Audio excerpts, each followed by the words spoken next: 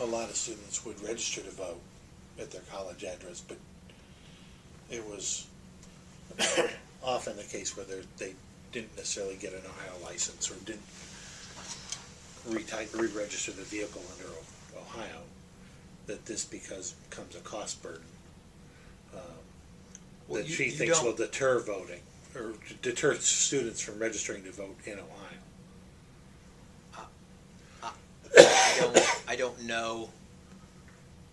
I don't know how this changes anything as it relates to registering to vote. That's still a choice. I mean, you have to make a decision about what state you want to be a resident of.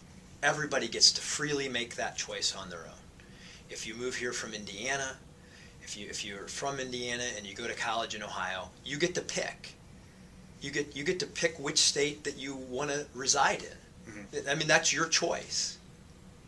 And if you like living in Indiana, then make that choice. If you like living in Ohio, make that choice. But follow the rules of those particular states, no matter what your choice is. This is a great thing. They really have the freedom to make whatever choice they want. They could choose to live in Indiana. They can choose to live in Ohio. That's their choice. But they should bear the responsibilities of being a citizen of whatever state they pick. And there's nothing in this provision that we've read that changes that. All it does is put a time frame for compliance on that. And so if they want to debate that time frame and they think 30 days is too short, then make it 60 days. If 60 days is too short, make it 90 days. So whatever the compliance time is, that's a matter of public policy debate, but I don't think anyone is arguing that you should have the privileges of being an Ohioan and not the responsibilities of being an Ohioan. I mean, that's absurd. Does it make any difference one way or another whether the students choose to register here or vote in their home state as far as the mechanics? I hope they do register here. I hope they become Ohioans. We love to take the talent from other states and make it Ohio's. I want to keep it here. I want them to be here. I hope they register here, get their driver's licenses here, register their cars here, go to work here, help grow Ohio's economy. We want to welcome them, and we would love them to be residents of our state. That's great. Awesome. She cited this morning one of the provisions in here is that if you don't comply with this, you're guilty of a misdemeanor, which is subject to a fine. I don't know. I don't know if that's a new part of the code or if that's always been a part of the code. But you've always had the responsibility to comply with these rules. This, to me, is nothing more than setting a time frame for which you do that.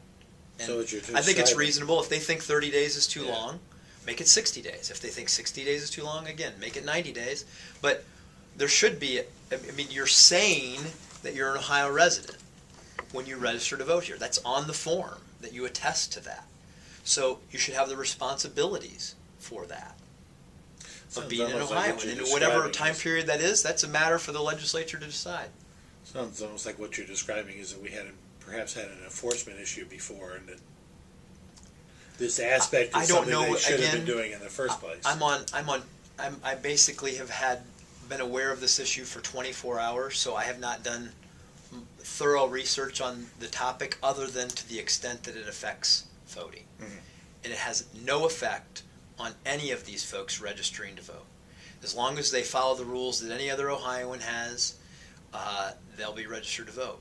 If we have a requirement that says once you're an Ohio resident you have to get a driver's license, you know what? That's going to, all of those people are going to be asked when they go to BMV to register to vote. So you could easily argue that this will register more people to vote in Ohio than it will prevent from voting in Ohio.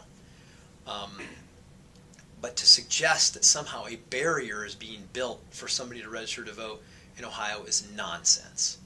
It's just nonsense. I'm tired of people trying to scare people into thinking that voting in Ohio is hard when it's not. It's irresponsible, and the legislature, the critics of this proposal should act more rationally and focus on fixing the time frame provision, which is really the only issue in question that I'm aware of. Do you have any sense of whether elections law person I talked to he started by saying he doesn't